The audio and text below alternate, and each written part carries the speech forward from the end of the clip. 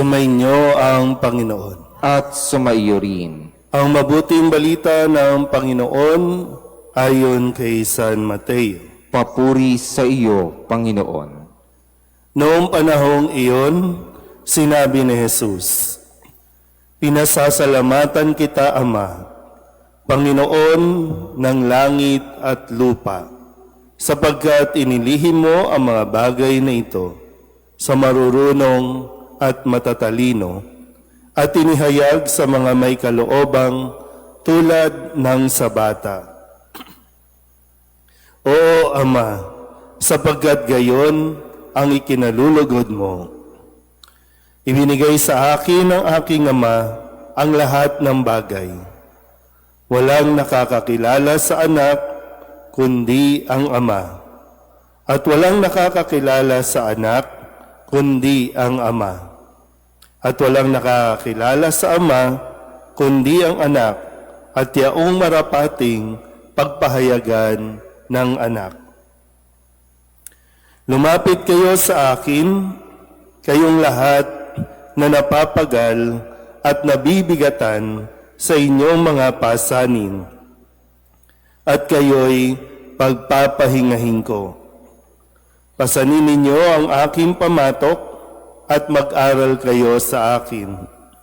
Ako'y maamo at mababang loob, at makasusumpong kayo ng kapahingahan para sa inyong kaluluwa.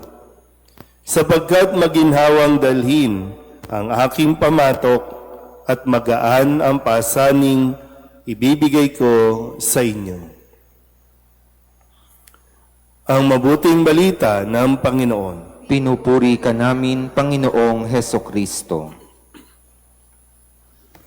Isang magandang umaga po sa inyong lahat.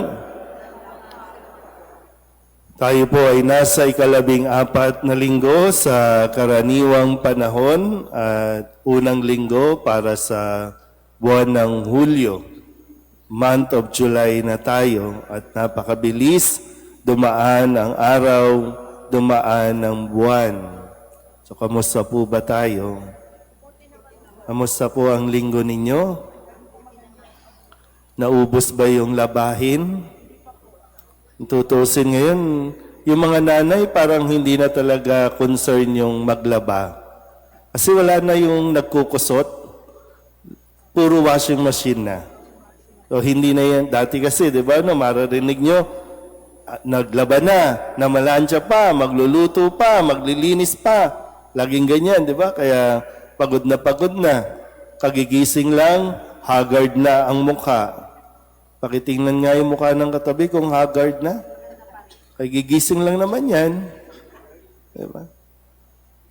Ang dami nating ginawa sa mga nagtrabaho mula Lunes hanggang Biyernes, nagtrabaho kayo, mga naghanap buhay, yung mga may tindahan, karinderya, talagang bukas yan. At totoo naman nakakapagod. No?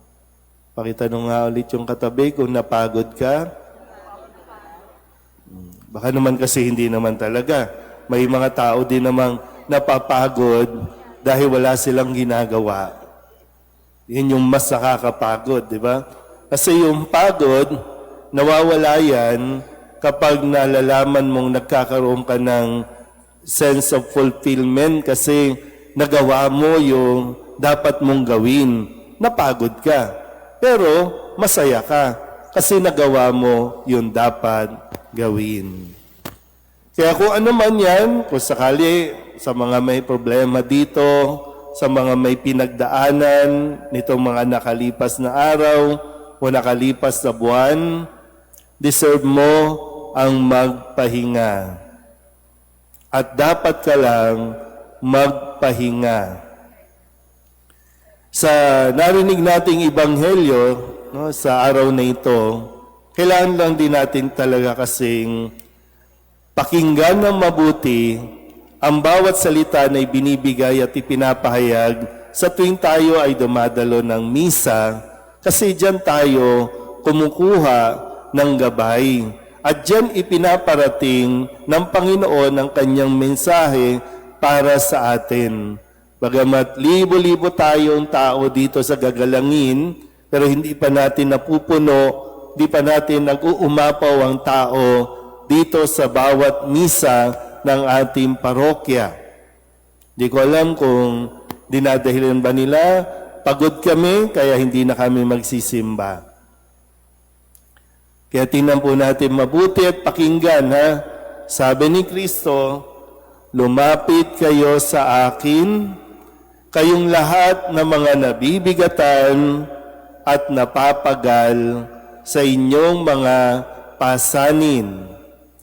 Kapag sinabing pasanin, ito yung ating mga responsibilidad. Pasanin mo bilang magulang. Pasanin mo bilang kapatid. Lalo na kung ikaw ang nagtatrabaho, breadwinner, nagpapaaral. Yan yung mga pasanin. Pasanin mo kung ikaw ay lingkod ng simbahan. Pasanin bilang isang lingkod ng bayan. So ito yung mga pasanin. Ito yung may mga sinusolusyonan tayong problema. May mga nakakaranas na problema kahit nga sa relasyon. Pasanin din. Lilinawin ko ulit. Baka yung mentality kasi natin, na kapag lumapit tayo sa Diyos, mawawala ang lahat ng problema. Tandaan niyo po, yung problema, hindi yan mawawala. Pero ikaw, pwedeng mawala.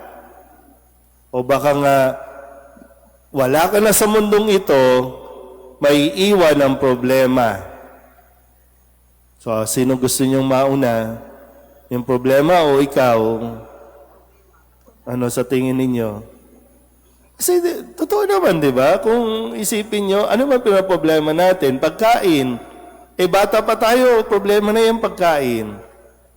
O, medyo nag-level up. Dati hindi mo naman pinoproblema yung Meralco.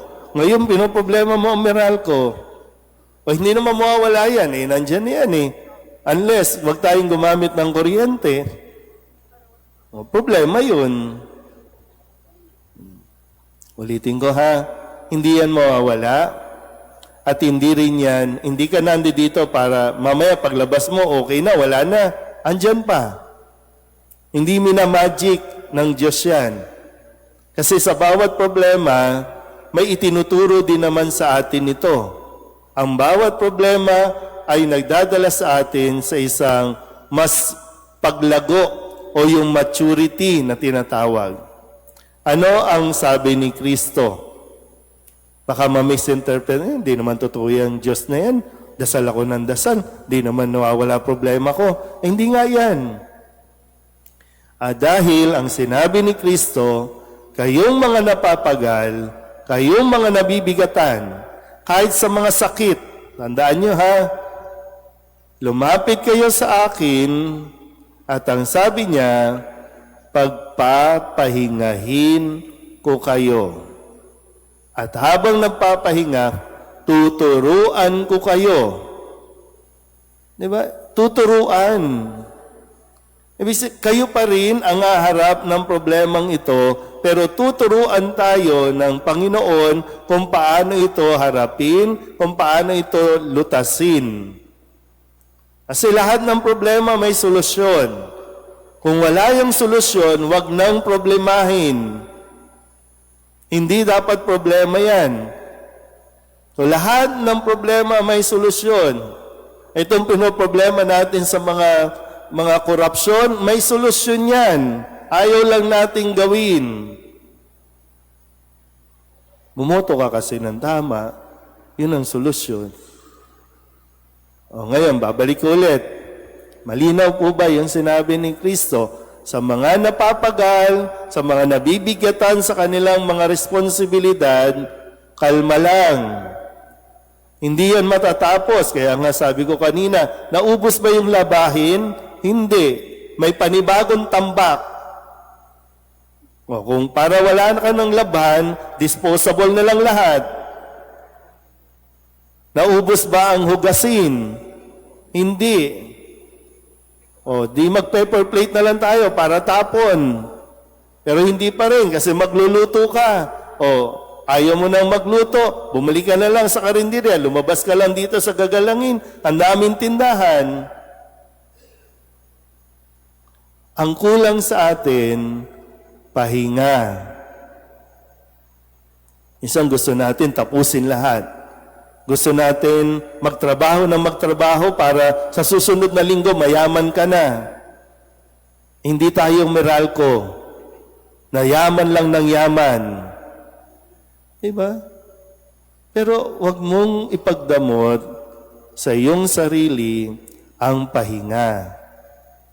Kaya nga nagtakda ang Diyos ng araw para tumigil tayo. Kahit ang mga hayop, pinatitigil, kailangan ng pahinga, lalo ikaw pa, kasi pag hindi ka nagpahinga, magkakaroon ka ng toxic sa katawan, ang isip mo magiging toxic, pati mga tao sa paligid mo, malalason mo sa iyong mga pinag-iisip. Yung akala nyo po, no, yung magbakasyon tayo, deserve ko ang magbakasyon. Sige nga, sino ba ang nagbakasyon na hindi napagod?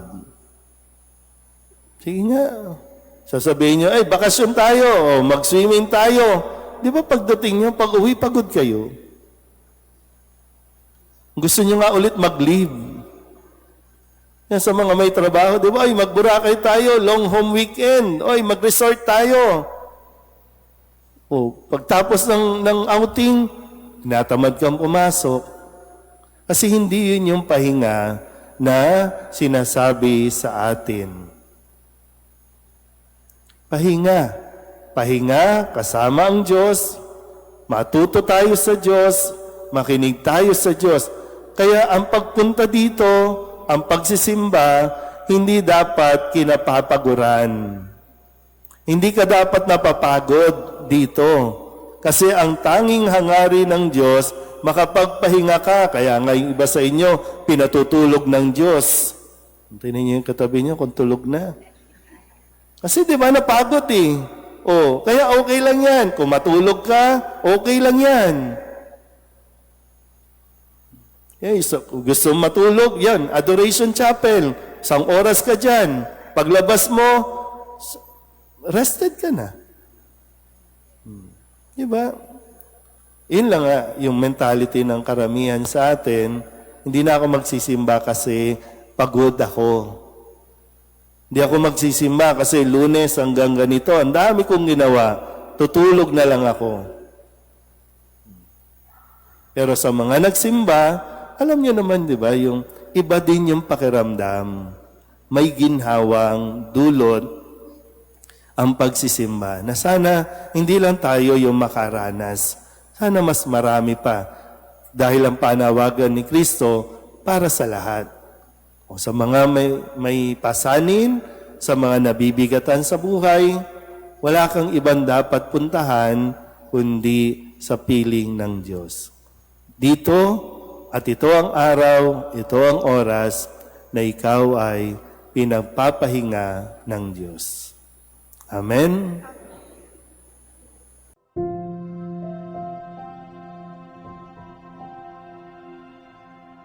Thank you.